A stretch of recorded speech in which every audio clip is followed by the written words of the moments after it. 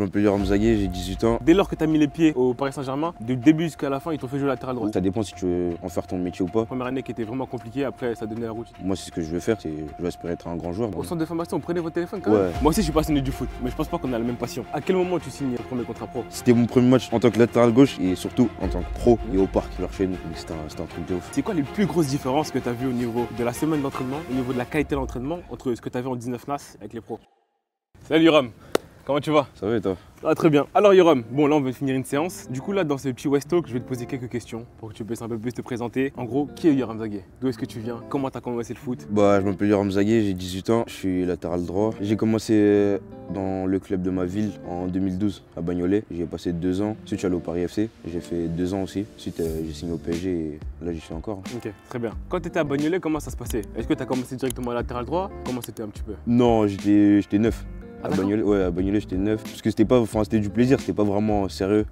Quand ça commençait à devenir plus sérieux, j'étais excentré droit quand j'étais au PFC. Ensuite, la détection que j'ai fait pour aller au PSG, c'est jouer latéral droit.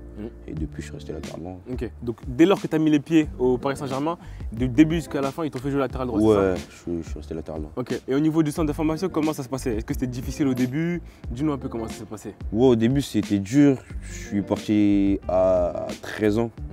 Donc à 13 ans, tu as encore envie de voir tes parents, tout ça, c'est chaud de partir de chez soi sans les voir toute la journée. Ouais. Je rentrais que le week-end. Mais au fur et à mesure, tu passes une année avec tes amis, il y a le centre, il y a les matchs, il y a l'ambiance, donc au fur et à mesure, ça devient de plus en plus facile. Ok, donc c'est les 2 premières années, la première année qui était vraiment compliquée, après ça devenait la routine, c'est ça? Ouais, après c'est devenu la routine avec, comme je viens de dire, l'ambiance du groupe, tu te familiarises plus avec les personnes du centre, avec tes copains et tout et tout. Ok, et pour ceux qui ne savent pas, décris un peu une journée type en centre de formation quand tu es allé en 17 NAS, comment ça se passe? Vraiment du matin au moment où tu mets ton réveil au moment où tu te couches? En 17 NAS, tu te lèves, tu vas en cours. À quelle heure? Tu te lèves à 8h, hein. Tu te lèves à 8h, t'as entraînement, rendez-vous 9h pile. De 9h15, t'as rendez-vous pour la prévention. Pendant 30 minutes, ta prévention. 10h terrain, tu finis la séance, tu viens, tu déjeunes, tout ça. Après, t'as cours. Et après, quand tu finis à études. Et après, t'as un peu de temps libre. Et quand tu finis le temps libre à 22h, on récupère ton téléphone et rebelote. Ah, donc au centre de formation, on prenait votre téléphone quand même? Ouais, centre de formation. Ah ouais. C'était pas compliqué, etc. de gérer ça? Non, dernière année, nous les 19, on nous a laissé. Mais les 2 premières années, ouais, c'était dur quand même. Hein.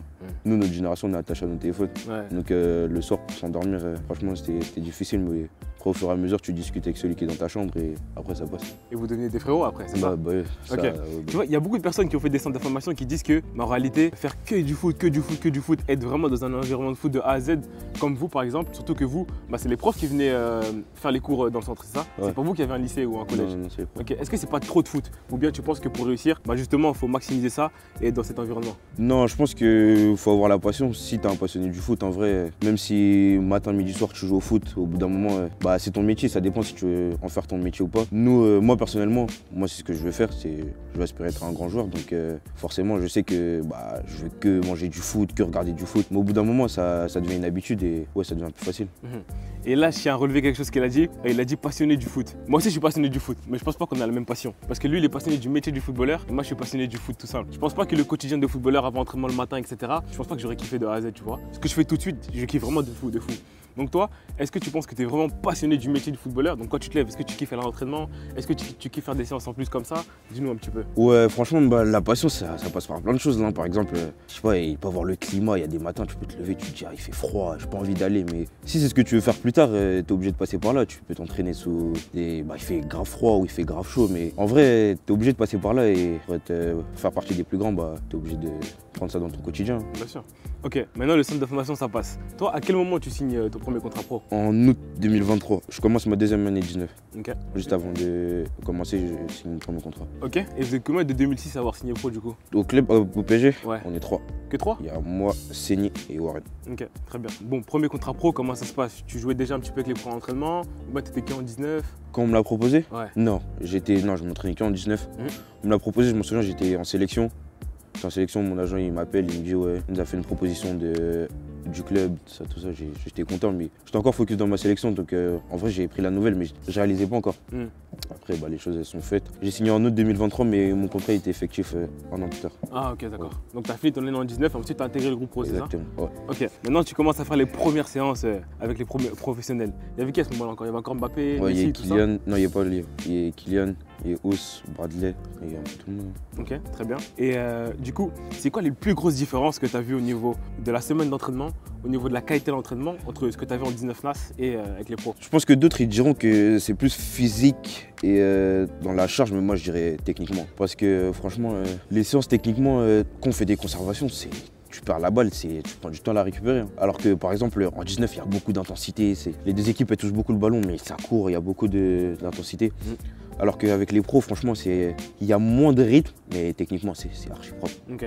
Donc ils gèrent mieux les efforts, etc. Ouais, c'est ça? ouais, c'est plus comme ça. Ok. Et au niveau de la charge de travail en pro et en 19, c'était quoi le plus compliqué? La charge de travail, des fois en 19, on peut avoir 2 séances, une le matin et l'après-midi muscu. Là avec les pros, tu en as une le matin, pas obligé qu'il y en ait une l'après-midi, sauf en prépa. Mais avec les pros, tu as prévention avant la séance, tu as muscu après la séance et tu as prévention aussi après la séance. Ah ouais, donc c'est un peu plus condensé, c'est ça? Ouais, c'est un peu plus condensé, mais c'est un peu équitable quand même, parce que ça revient à peu près à la même charge de travail, mais ouais. Ok. Bon, le premier match en Ligue 1, comment ça s'est passé? T'avais la pression, c'était où, contre qui? Ouais, j'ai la pression. Je m'en souviens, en semaine, l'adjoint il vient me voir, il me dit, avec le coach, il me dit ouais, le coach il trouve que tu peux jouer latéral gauche. Moi je me disais en vrai peu importe le poste où je joue, moi je suis content de jouer. Mais je pensais pas qu'il allait me faire jouer dans la semaine où il me l'a dit. Donc on va en causerie, on regarde la compo, tout ça. Et je vois qu'il y a mon prénom, latéral gauche. J'étais choqué, je me suis dit, je sais pas après mes titulaires. Ça faisait pas longtemps que j'étais là, j'ai fait un groupe en Ligue 1, ça devait être ma 4e semaine à peu près. Et ouais, je commence, je suis content. Les joueurs ils sont contents pour moi, ils me félicitent. Ils me disent ouais, pas de pression, on joue normal. C'était mon premier match en tant que latéral gauche et surtout en tant que pro. Et au parc, genre chez nous. Donc c'était un truc de ouf. T'avais la pression ou t'étais un petit peu détendu? Non, j'ai la pression. Ok. Ouais, j'ai la pression. J'ai la pression, mais tu touches 2 ballons et après, en vrai, ça va. Je m'en souviens, le parc, il t'acclame quand tu fais des trucs basiques, genre faire un retour ou une passe claquée, le parc il t'acclame. Mais franchement, ça donne de la confiance et ça te met dans le match. Ok, très bien. Et du coup, t'avais joué tout le match, comment c'était passé? Ouais, si j'ai joué 90. Ouais, si j'ai joué 90. Je me sentais bien quand même. Je me souviens, on a fait match nul, mais pour ma première, franchement, j'étais très content. Ok. Et ton premier but en pro, comment c'était? Ah, mon premier but, c'était mon 2e match en tant que latéral droit. Ouais. C'était vers la fin de l'année, je pense. On gagnait déjà le championnat. Le coach il met de latéral droit et nous on joue sous une forme où à droite t'es un peu libre. Donc ça correspond un peu plus à mes qualités. Mon souviens, Bradley il déborde sur le côté gauche et moi je suis dans la surface. Il s'entre en retrait et je finis plat du pied. Et t'as marqué? Ouais, c'était le jour de mon anniversaire en plus. C'était un beau cadeau en vrai. Ouais, de ouf. Ok. Du coup, comment ça se passe quand t'es jeune comme ça et que t'es dans un club comme le Paris Saint-Germain où il y a beaucoup de concurrence, il y a des stars, etc. Donc quand t'as pas beaucoup de temps de jeu, comment ça se passe par rapport à tout ça?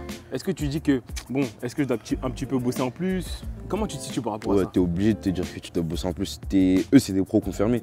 Moi, par exemple, c'est ma première année. Je peux pas dire que ouais, je finis la séance le matin et je m'arrête qu'à ça, je rentre chez moi et je fais la sieste.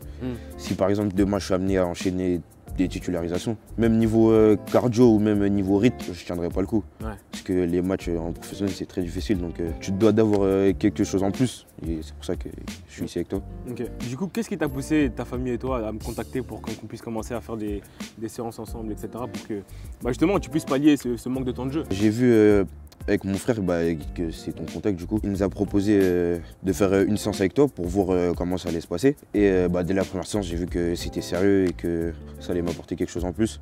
Et j'avais besoin de rythme, j'avais besoin...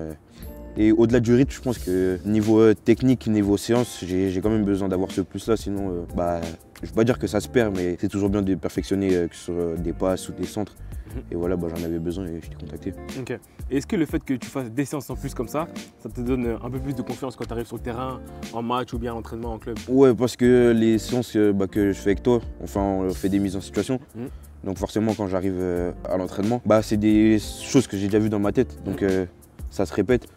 Et je me dis que si j'arrive à le faire ici, je peux forcément arriver à le faire face à d'autres adversaires. Et surtout, ça devient des automatismes, c'est Ouais, ça qui est aussi, à important. force de répéter. C'est ça qu'on répète, on répète beaucoup. Et bon, s'il y a un jeune qui a peut-être 12, 13, 14, 15 ans, peu importe, et qui souhaite avoir son parcours, genre professionnel, qu'est-ce que tu le conseillerais? De travailler, ça c'est sûr, travailler. Tout passe par le travail. Hein. On a beau avoir le talent, mais je pense que le travail, au bout d'un moment, il finit par dépasser le talent. Il faut aussi de la patience. Moi, pour mon cas, il en faut beaucoup de la patience. Parce que je suis dans une année où, pour l'instant, je joue pas beaucoup. Du coup, je suis obligé d'avoir de la patience et voilà, faut toujours travailler. Et du coup, est-ce que tu conseillerais à des joueurs ambitieux qui sont encore amateurs de potentiellement rejoindre mon programme d'accompagnement Objectif Pro, cette académie en ligne ou pas? Ouais, si, je le conseille. Franchement, c'est du sérieux avec Wesley. Il y a des séances, nous on s'entraîne 2 fois par semaine. C'est très sérieux, les horaires, le terrain, même les conditions de l'entraînement. Il y a du sérieux, mais aussi du plaisir, il y a de la rigolade, il y a un peu de tout. Donc ouais, franchement, je le conseille de venir s'entraîner. Okay. Et la team, je tiens à préciser que toutes les méthodes d'entraînement que je fais en présentiel avec les joueurs que je coach comme Yoram, c'est tout ce que je remets aussi dans mon programme, dans mon académie en ligne Objectif Pro. Mais par contre, qui est adapté pour que les joueurs puissent travailler en autonomie et surtout être acteurs de leur progression. Parce qu'il y a beaucoup de personnes qui me disent « Oui, mais j'aimerais m'entraîner avec toi. » Mais si tu viens de Belgique, du Canada, ça va être très compliqué. C'est pour cela que j'ai créé ça, de par toute la visibilité que j'ai. Et surtout, comme je le dis, les joueurs seront acteurs de leur progression. Et ça, c'est le plus important. Donc voilà. En tout cas, Yoram, merci pour ces petits échanges. Je pense que la plupart des joueurs ont beaucoup de conseils et beaucoup de valeurs à avoir grâce à cette petite interview. Et on se voit aux prochaines séances. Ok ? Merci mon gars.